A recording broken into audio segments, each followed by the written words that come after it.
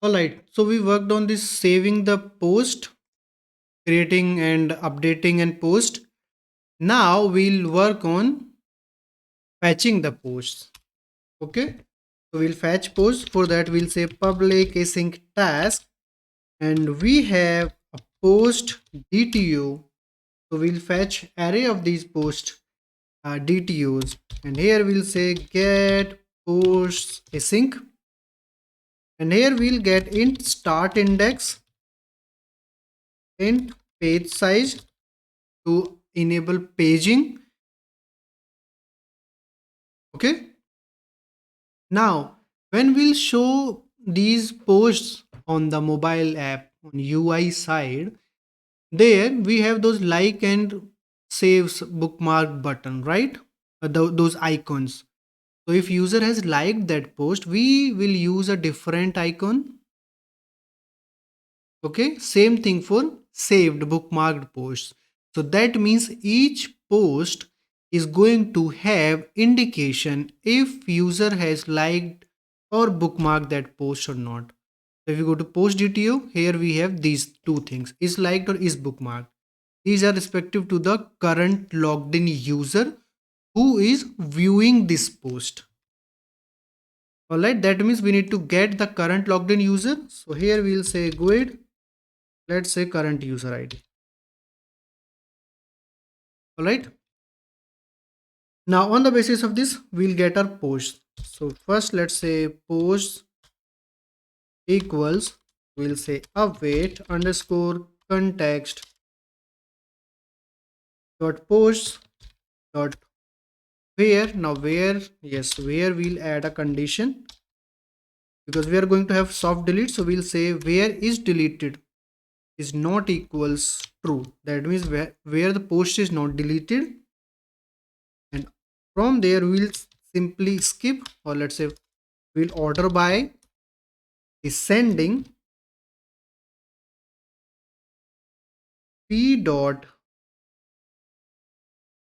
posted on, and then we'll say skip start index, so it will start from 0, so 0, skip 0 records, and take page size and dot to array async. This is the basic paged result from the database.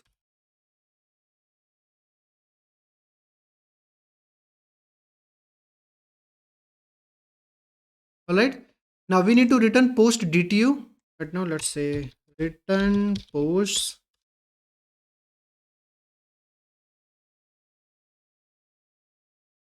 We need to use the select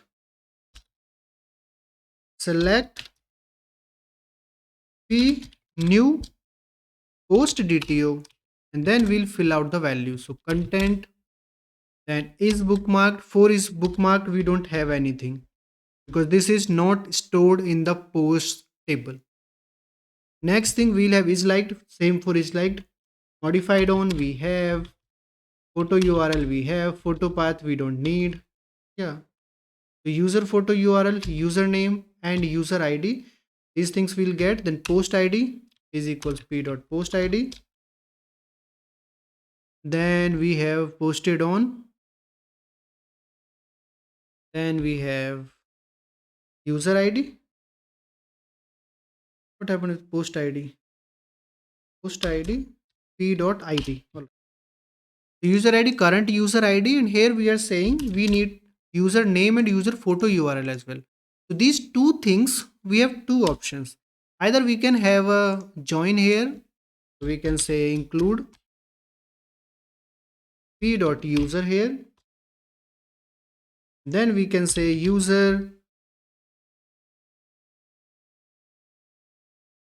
name equals p dot user dot name, and then we'll say user photo URL equals p dot user dot photo URL. So URL.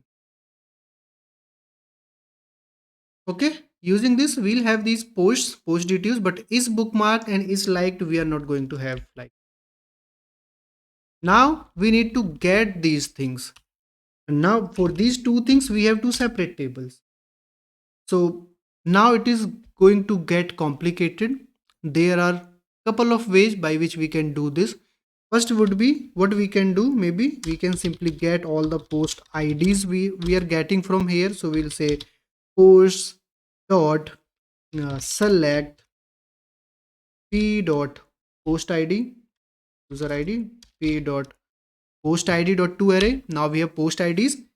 Then we'll simply say liked post, or let's say users liked posts, or posts liked by the user, something like the post liked by this user.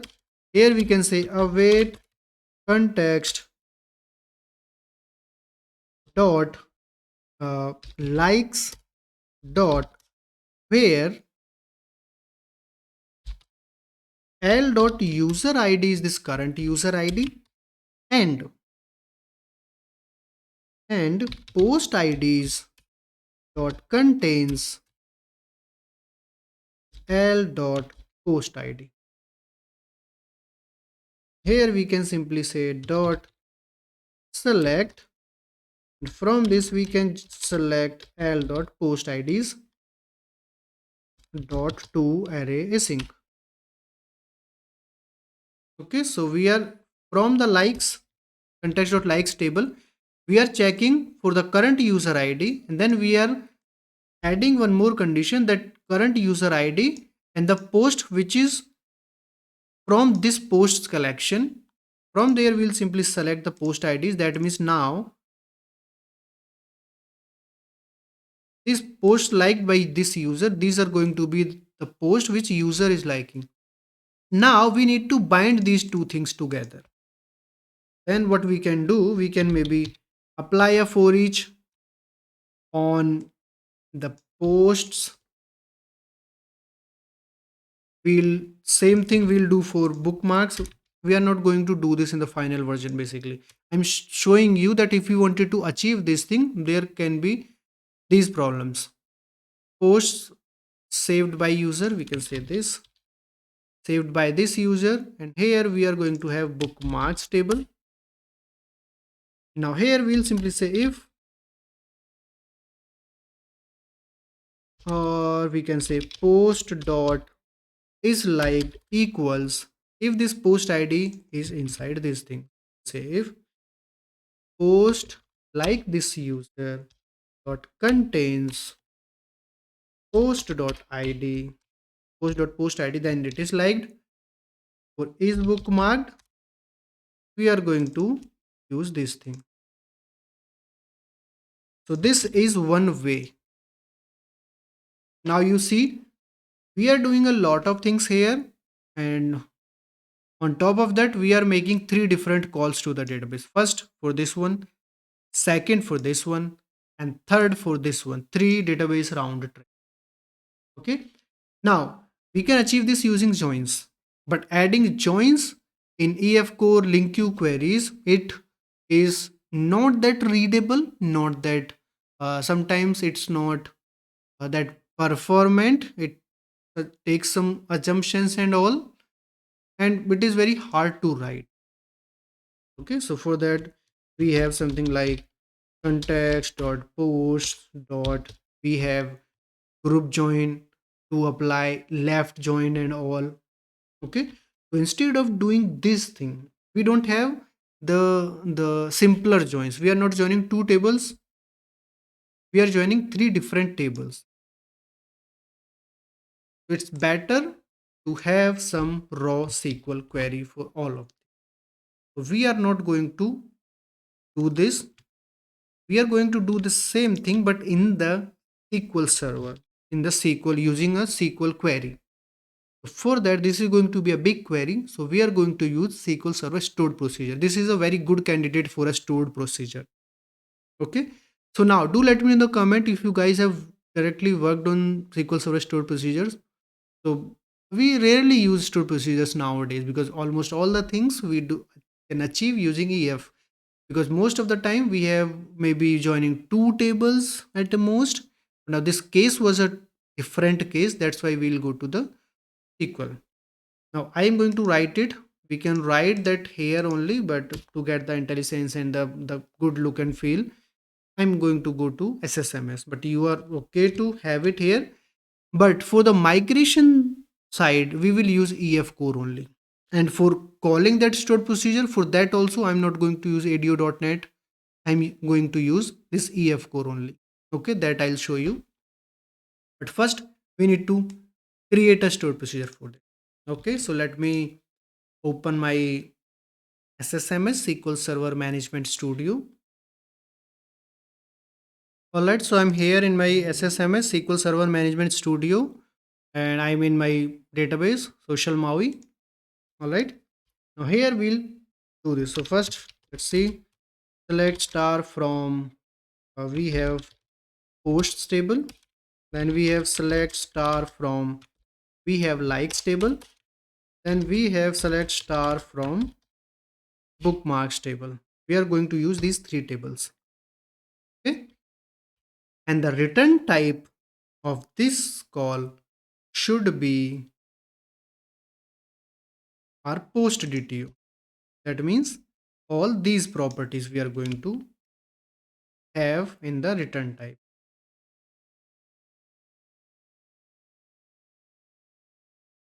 Okay. So from here, we can skip this posted on display because this will be automatically generated. After this, we have user name, user photo URL. We can skip these. I'm going to get these two things from the current logged in user information because that we already have. We have JWT token which has this information. I'm going to get these two things from there only. That means we have these things which we need to get from the database.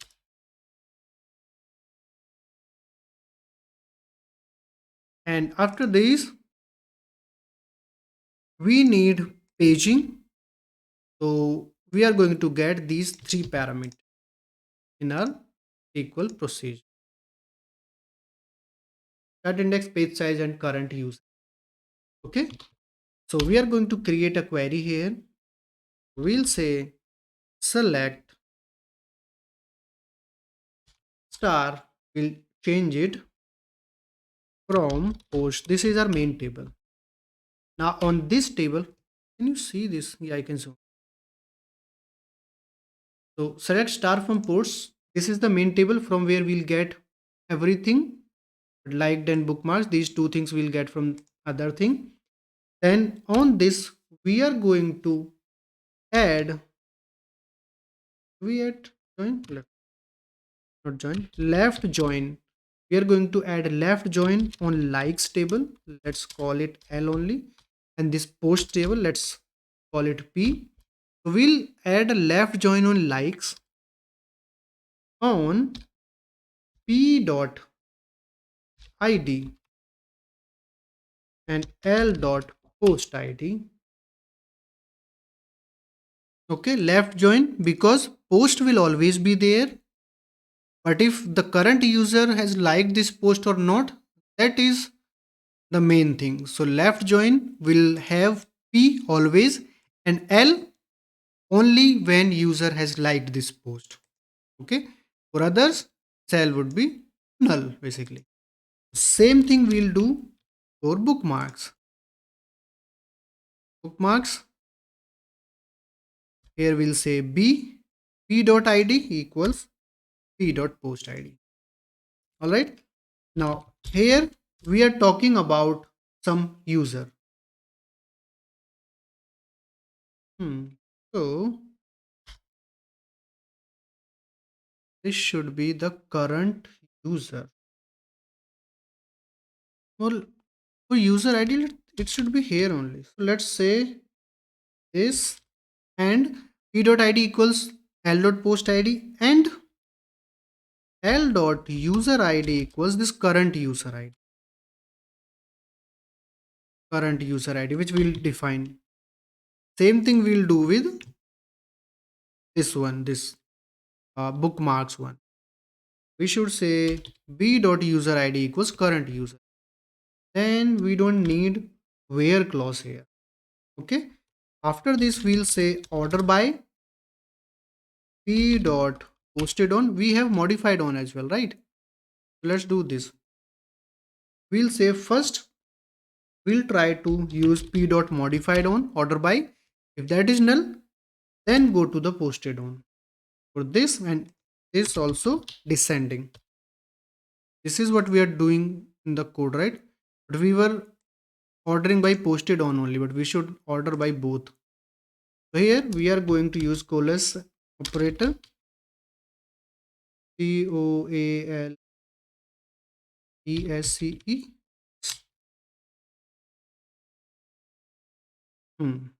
descending. Then we will apply paging. So paging, we'll say offset at the rate start index. We are going to have this thing, rows, then fetch, next at the rate page size rows only.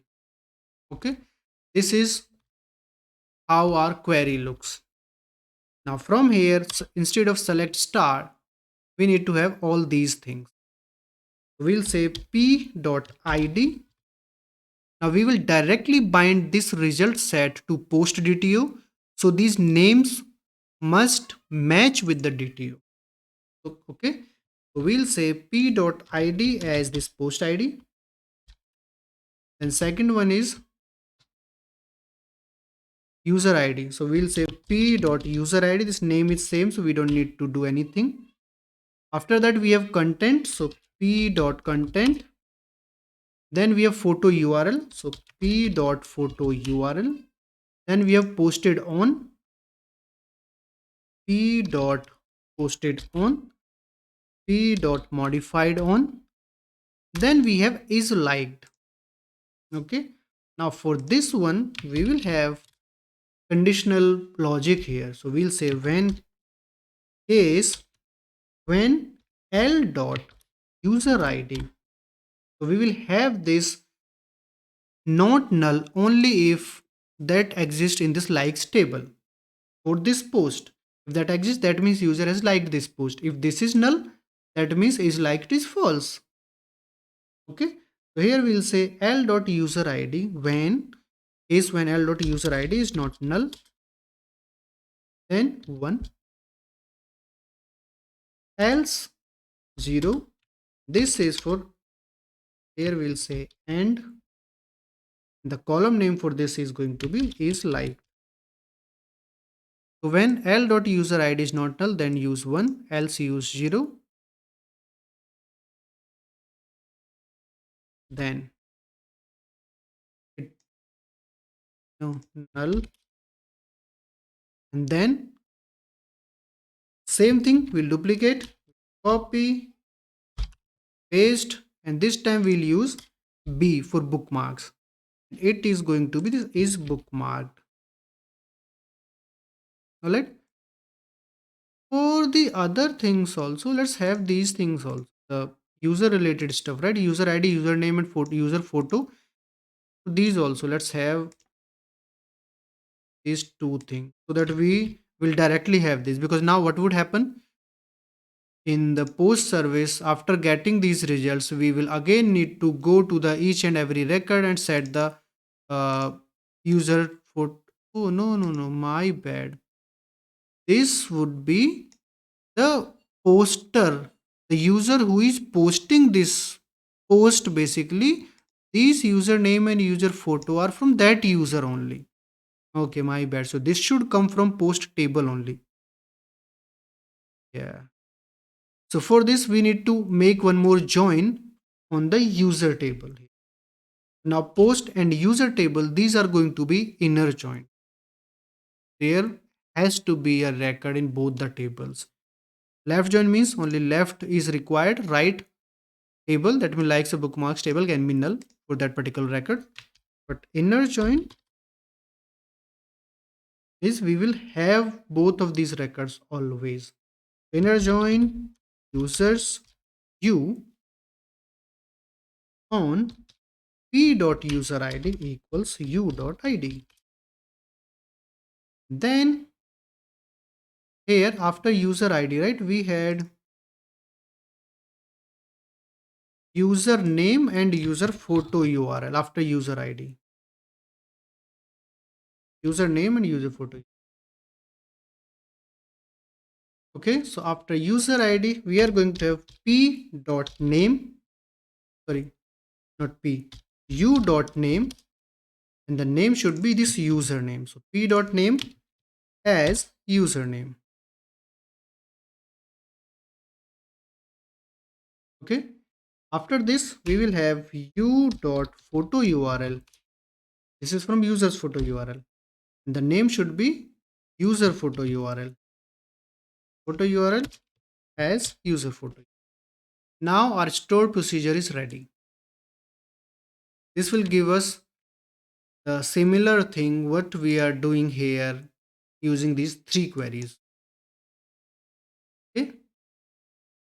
Now we need to just pass these three things, four things actually: start index, page size, start index, and current user ID. Okay. Let's create this as a stored procedure. So we'll say create or alter. We can have this if we want to, but let's just say create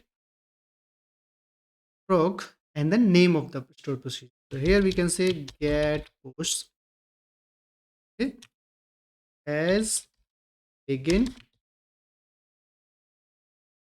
This is the thing. Let's move it and then end. This is our stored procedure. We need to provide these three parameters. Have these parameters. First is we'll have start index, which will be of type int. Then page size, which is also going to be of type int. Then this current user ID, which will be of type GUID. And in database, in SQL Server, this is unique identifier type. So with this, our procedure is ready.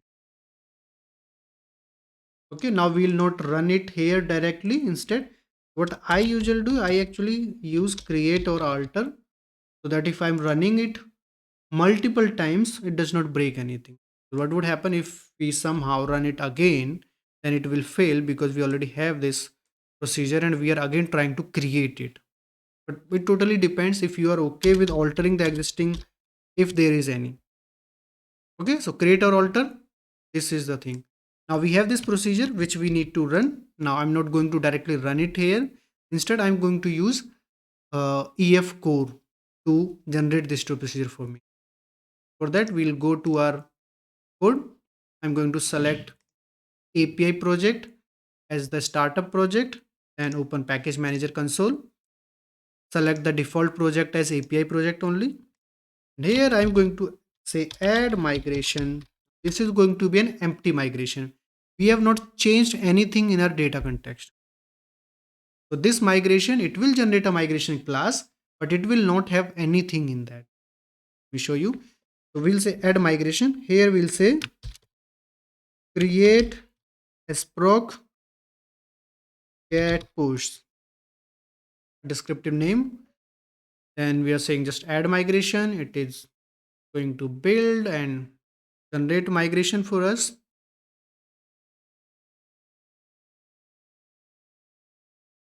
What happened? It is again taking time. Is the same thing going to happen again? Let's wait for it. And we have this error, which is good. It is saying that it is not able to find the implementation of iPassword hasher in our registry. So we'll go to program.cs. We are using iPassword hasher of type user in our auth service, but we have not registered it in our dependency container. Here we'll say simply at transient for iPassword hasher of type user, we will use password hasher which comes from the same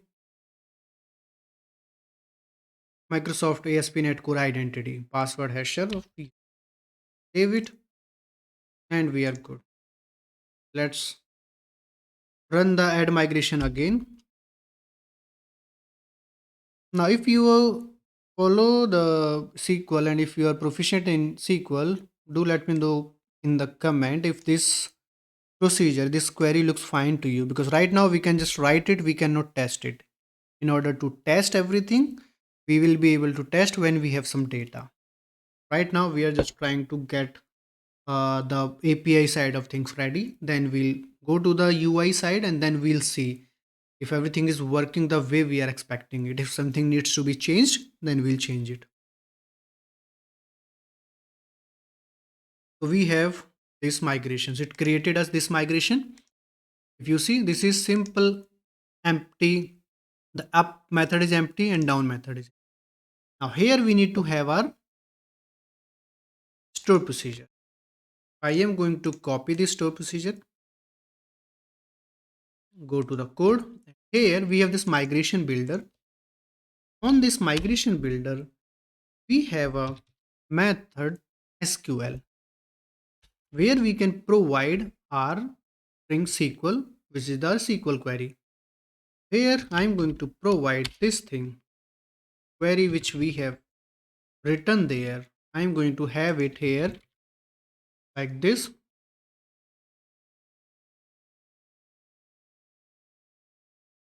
So now what it will do when this migration is going to run against the database, it will come here and it will run this SQL. And using this SQL, it will generate the store procedure for us. Now in the down, we need to do the opposite of this. So when we do remove migration for something, for any case, then it reverts the database to the previous state. So in this up method, we are creating the store procedure. In down, we will remove this store procedure. Okay. Here also, we'll simply say SQL.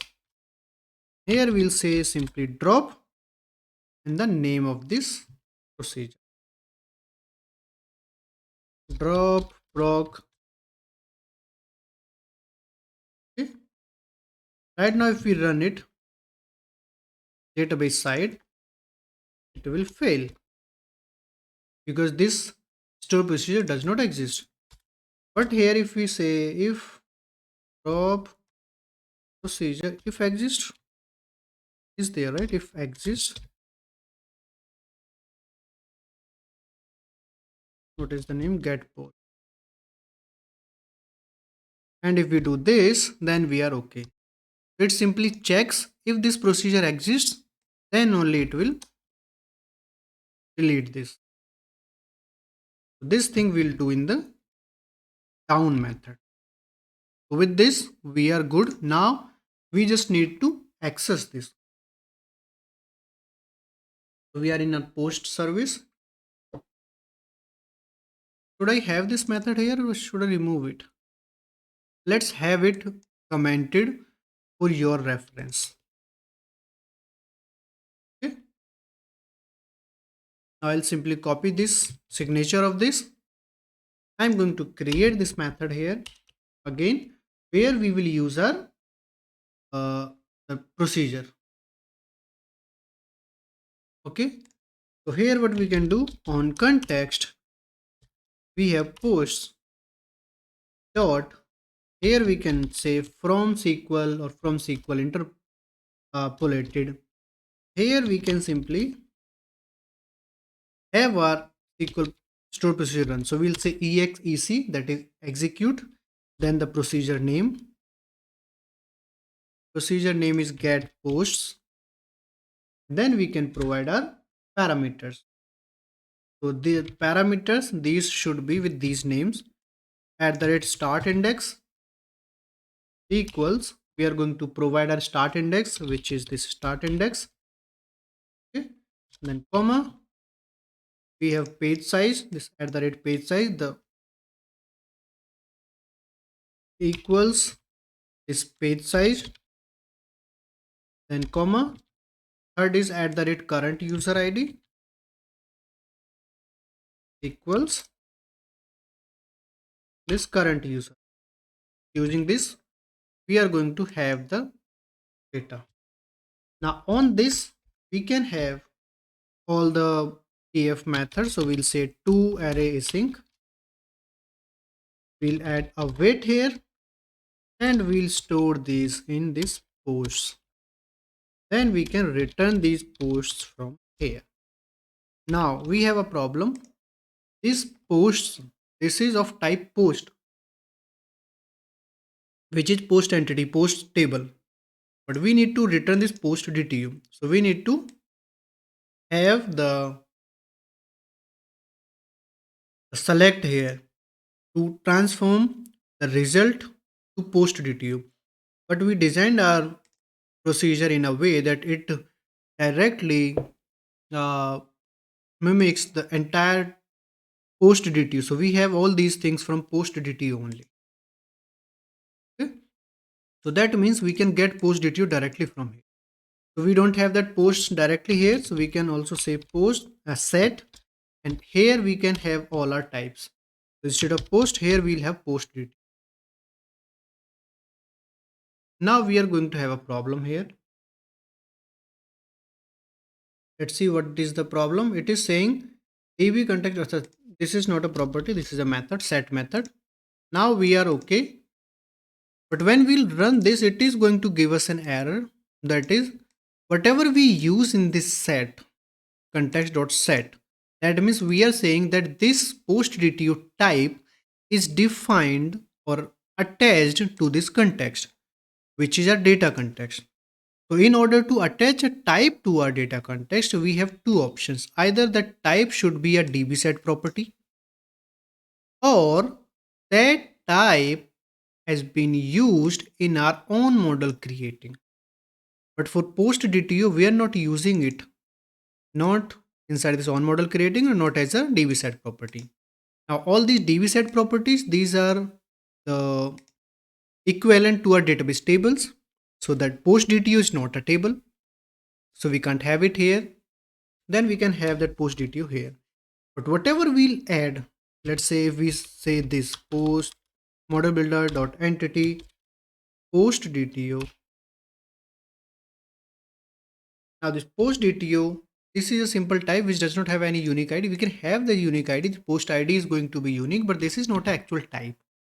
So here we will consider it only as a store procedure result.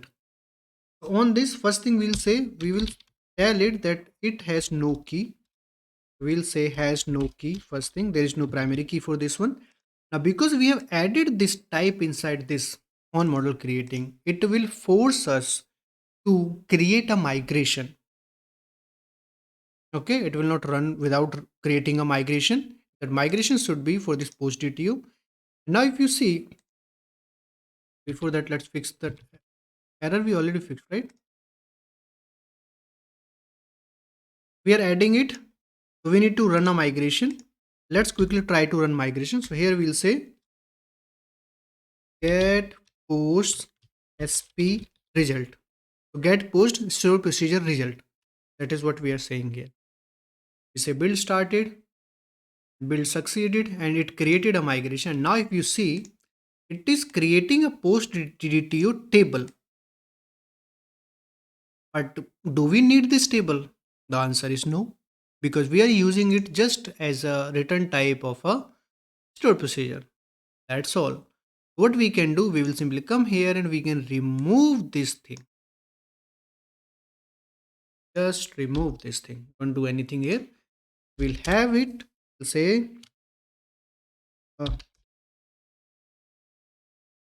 narrated for post DTO, which we are using as a return type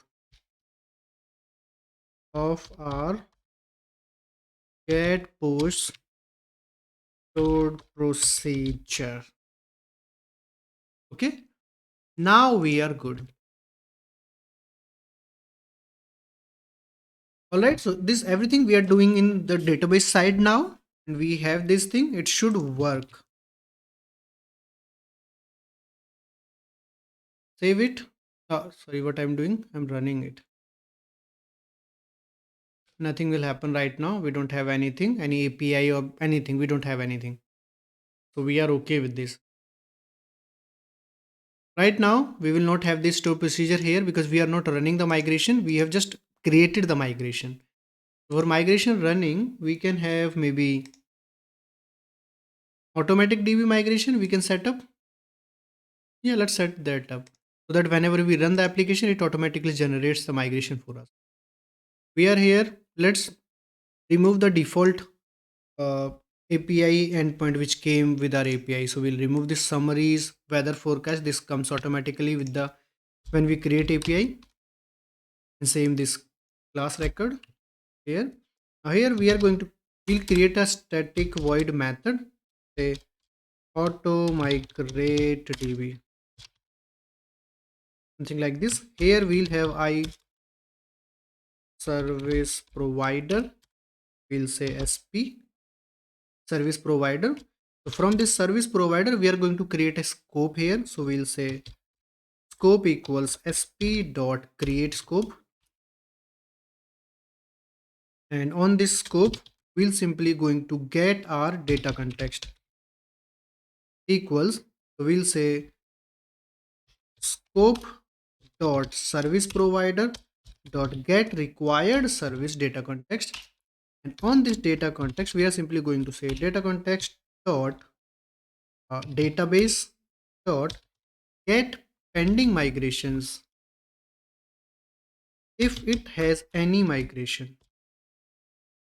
That means there is any migration which is inside code, but that is not run on the database yet. So we'll say db data context dot database dot migrate. So it should be just context. That is the convention we are using. Migrate, and with this we will be good, right? Auto migrate db. This we need to call after app. Ideally, we should call this only if we are in debug mode. So we'll do that only if debug, and if here we'll say just auto migrate db, and we'll provide app.services to this. Now whenever we'll run it, it will simply come here and run the migration. We can check it, just add a breakpoint here, run this.